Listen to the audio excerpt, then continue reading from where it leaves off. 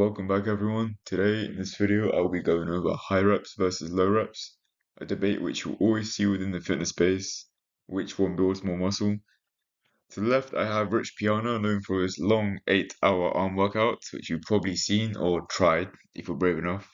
And to the right we have Mike Mentzer, a Mr. Olympia competitor and someone who's gotten really popular as of recently for his high intensity and low volume training approach. So what builds more muscle? Is it high reps or low reps? Let's break it down with some studies and see what the answer is. And at the end, I'll give my own opinion on the matter and assess what really builds more muscle, high reps or low reps. So there are some things you've probably heard by now if you've been in the fitness space for a while. Some swear by 5x5 training, others are loyal to the 4x12 high volume over everything approach, and others will just simply never leave the 10 to 15 range sweet spot. But if your goal is hypertrophy, which is building muscle, we need to understand what actually stimulates growth. So I pulled out some studies and we'll see what the science says. Before we begin, let's remind ourselves of what most people think. To the right, we've probably seen this image before, and it's pretty funny looking at it now. 1 to 6 reps for strength, 8 to 15 for hypertrophy, and 12 to 20 for endurance. What happens at rep 7? Do not do it, guys. Just trust me, you don't want to know. In fact, rep 7 is just atrophy, by the way. You just lose all your muscle. So yeah, just make sure to avoid that. Anyways, usually it's something along the lines of low reps equals strength, moderate reps equals muscle growth, and high reps equals endurance. I know we probably already have moved on from this, and the little picture on the right you've seen as well. But you will be surprised as many people still live by this information. Looking at this from a bigger picture, it's not entirely wrong, but there's more nuance, especially when we look at the research. So, what does the science say? I've looked at a few studies, some more recent and some old, to come to the conclusion about the high versus low rep debate. The first is a pretty known one, but it is important, and that is the Sconefield study from 2015. I don't know if I'm pronouncing them right. Anyways, this was a meta-analysis that compared different rep ranges, specifically low 3 to 5, moderate 9 to 11, and high 20 to 25 over 8 weeks. What they found was that all rep ranges actually lead to similar hypertrophy with one key factor linking them all together. As long as these sets were taken to failure. Remember that. This tells us that hypertrophy seems to be load independent. In other words, as long as you train hard and close to failure, you'll grow. So the bros were right all along. Train hard and you will grow. Now on to study 2. In this second study from 2015, Manene et al. Looked at strength-focused versus hypertrophy-focused programs in trained men, consisting of 2 groups. Group A, where the men did 3 to 5 reps per set, and in Group B, the men did 10 to 12 reps per set. You can probably guess, but the strength gains were higher in the lower rep group and high-low group, including a greater 1 rep max strength increase. However, it was reported that Group B did see some more muscle thickness in the arms, but not the legs. Okay, so hearing this, it does sound familiar to the standard low reps for strength and 10-12 to hypertrophy bro stance.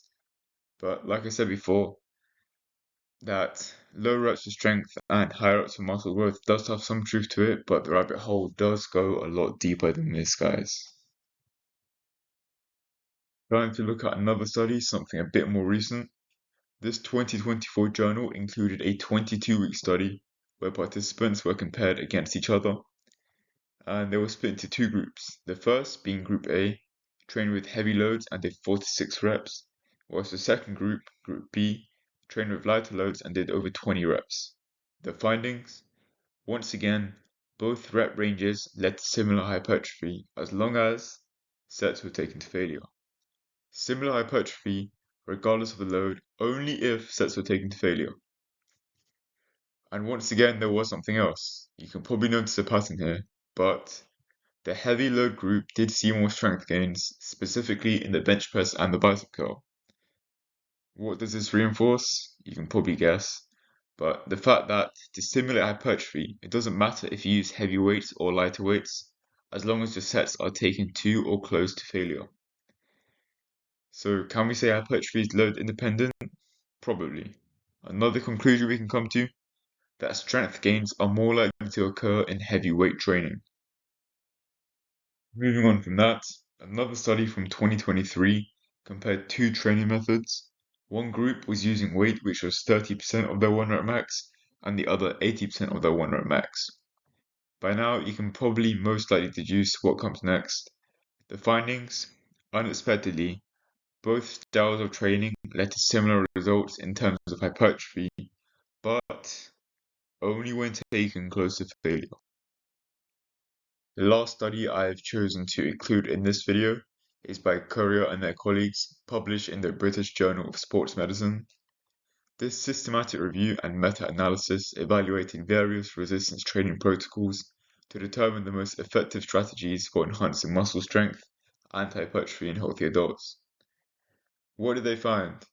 Similar to previous studies, training with higher intensities is most effective at increasing strength, and once again, any range of volumes and intensities, so higher, lighter reps or lower, heavier reps can be effective as long as those exercises are taken to or close to failure.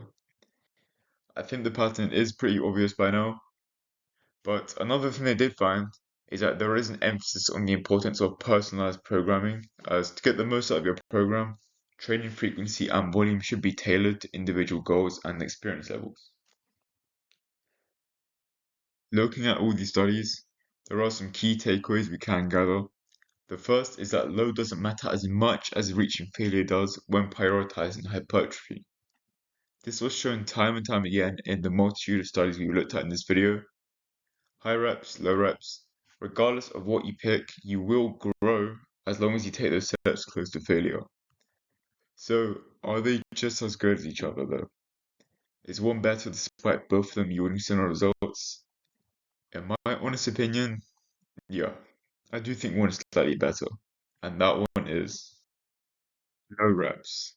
Low reps? Why low reps? Don't they yield similar results? In terms of hypertrophy at least, yes. And that's exactly why, for that reason, that I think lower reps are better than higher ones. Why do I think lower reps are better? Have I just succumbed to the low volume, high intensity approach that I'm seeing everywhere? Maybe. But here are the reasons why I personally think it is better. The first and foremost is that you will experience less overall fatigue. You need to perform less reps to reach failure. Granted, they are more intense. Think of it this way, which will make you more fatigued? Doing a 5x5 or a 5x12? I know fatigue is a huge subject in the fitness community right now, and I will be making a video on it, but do not use fatigue as an excuse to not push yourself. That just takes away the whole purpose of working out and sculpting your body. The way I view fatigue management, and how I personally think everyone else needs to view it, is through the lens of what's the least you can do for the most bang for your buck essentially. And I think low reps does get you a bigger bang for your buck compared to higher reps. The second point is that hypertrophy is an adaptation. This means that you will grow if you are challenged. In other words, you will only grow if your body needs to grow. Heavier loads will push you further compared to lighter loads, providing a stimulus for your body to grow. Not only in strength, but also in size, which is great. And people also tend to forget that if you're getting stronger at your lifts, it's because your muscles have grown. People commonly think that if they grow, then they will get stronger, but it's the other way around. A stronger muscle is a larger muscle in most cases. There is a reason why progressive overload is a huge focus in all training, whether it's more reps or a heavier weight. At the end of the day, you won't grow if your body doesn't need to. Another quick point is that heavier loads will allow you to reach failure quicker compared to lower, lighter reps. As well as this, you will be saving more time in the gym. Fitness isn't everybody's life. We all have priorities outside of the gym, and having a quicker workout will help us be on track with everything outside we have going on. The third point is that we know from the studies we looked at earlier that both low and high reps cause similar muscle growth as long as sets are taken to failure. However, strength gains were more prevalent in low rep training. That's not to say that you won't get stronger with high reps, of course not, you will, but it's that you have an easier time getting stronger with lower rep and higher load training than you would with lighter, higher rep training. You get more or less the same hypertrophy with lower reps with an added strength benefit. And lastly, I feel like some people may not need this, but even I personally think I do. And that is that it's easier to pick a challenging weight with a lower rep range. Since you know your target is lower reps than usual, you will pick a weight that is more challenging as you know you won't have to get as many up. This allows you to achieve failure more accurately instead of just lying and coping to yourself deep down and choosing a moderate weight, hitting it for 12, then thinking, oh, I hit failure on that last rep, when in reality, you didn't. And that coping will hinder your progress. I know it hindered mine personally. You need to challenge yourself constantly, guys. On your last rep, you should be giving it your all. You should be fighting for it. You should barely be able to lift it up. And in some cases, it's better to not even be able to achieve the last rep, as that is an undeniable fact that you've, in fact, reached failure. That is all for today's video, everyone. I hope you enjoyed it and are considering trying a lower rep training approach if you aren't already. Any other suggestions on topics, feel free to leave them in the comments below.